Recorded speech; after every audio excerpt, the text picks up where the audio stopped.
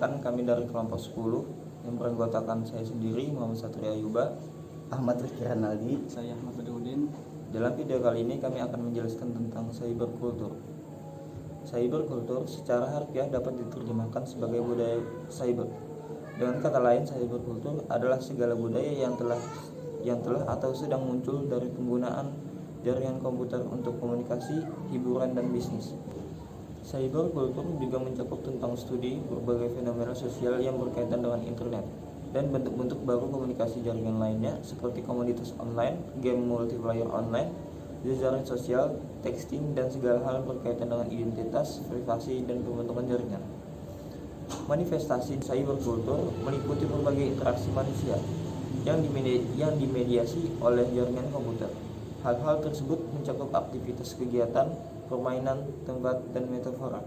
Beberapa didukung oleh perangkat lunak khusus dan bekerja pada protokol web umum diterima. Contoh dari cyberkultur adalah blogs, bulletin board system, chat, e-commerce, games, internet memes, peer-to-peer, file sharing, social networks, Usenet, virtual worlds. Cyberkultur seperti budaya pada umumnya bertujuan membangun identitas dan kredibilitas dalam suatu masyarakat. Namun dengan tidak adanya interaksi fisik langsung, dapat dikatakan bahwa proses pembentukan tersebut lebih sulit. Bagaimana cyberkultur mengandalkan dan membangun identitas dan kredibilitas? Pada kenyataannya, pengembangan cyberkultur sangat mudah tersebar karena tidak ada budaya-budaya kontemporer yang terbatas pada suatu kelompok tertentu. Beberapa faktor yang ada pada cyberkultur adalah animus yang dikenal identitas fisik atau asli atau identitas maya. Yang kedua yaitu komentar dengan atau rating. Yang ketiga ya feedback positif atau feedback campuran. Yang keempat yaitu termoderasi atau tidak termoderasi.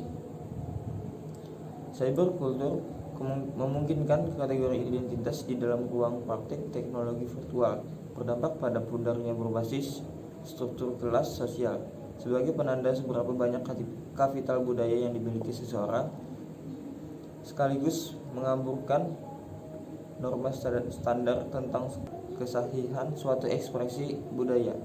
Dalam konteks ini, identitas tidak lagi merupakan suatu kategori yang bersifat singular, melainkan suatu posisi temporer yang bahkan bisa bersifat multiple atau berganda di dalam komunitas yang luas dan beragam multikultur.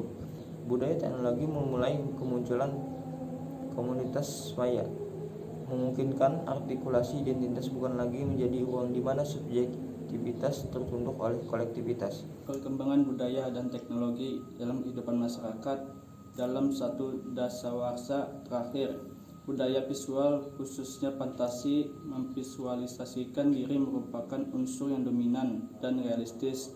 Bekerjanya sistem cybernetik, penggunaan ikon dalam bentuk ekspresi diri yang sederhana seperti smile, hingga kreatif imajinatif merupakan unsur yang dominan di dalam cyberkultur.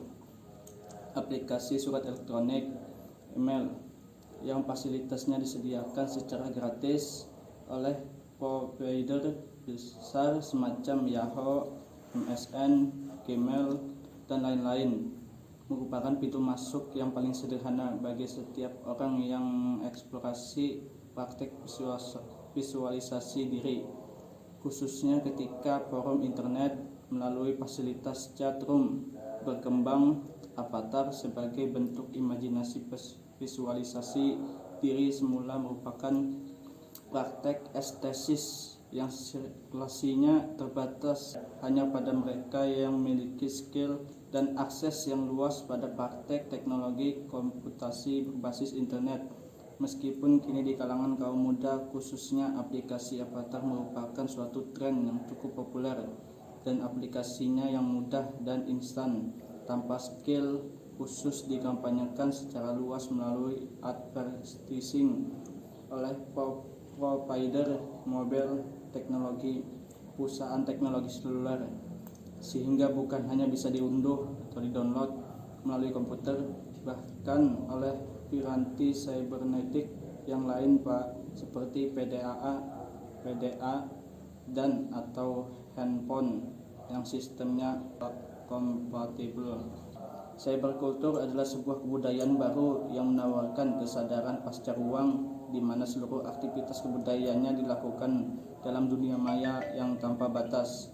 Tren cyberkultur sebenarnya baru ramai dibicarakan belakangan ini setelah seri Turtle dalam bukunya yang fenomenal Life on the Screen, Identity in the Age of the Internet 1997 membahasnya dalam tataran Cultural Studies setelah ia menganalisis hubungan antara manusia, komputer, dan kejadian.